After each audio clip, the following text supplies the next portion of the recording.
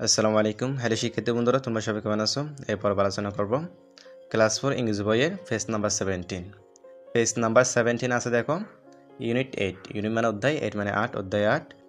এখানে আছে lessons 3-4। Lessons মানে পাঠসমূহ, 3-4 মানে 3 থেকে 4 পর্যন্ত, পাঠ 3 থেকে 4 পর্যন্ত। এখানে আছে নাম্বারস অর্থাৎ সংখ্যাগুলো। এতে বলতেছে look, listen and read. Look মানে দেখো বা তাকাও, লিসেন মানে শোনো, অ্যান্ড মানে এবং রিড মানে পড়ো। এখানে বলতেছে লুক, লিসেন অ্যান্ড রিড, দেখো, শোনো এবং পড়ো। এরপর এখানে বলতেছে write the numbers in words. Right মানে লিখো, দ্য নাম্বারস মানে সংখ্যাটি, ইন ওয়ার্ডস অর্থাৎ শব্দে। এখানে বলতেছে write the numbers in words, শব্দের সংখ্যাটি লিখুন। এখানে আছে দেখো 31, আমরা এখানে লিখব 32। এখানে আছে 33, এরপর লিখবো আমরা 34। এখানে আছে 35, আমরা এখানে লিখবো 36 এবং এখানে লিখবো 37। এখানে আছে 38, এখানে লিখবো আমরা 39।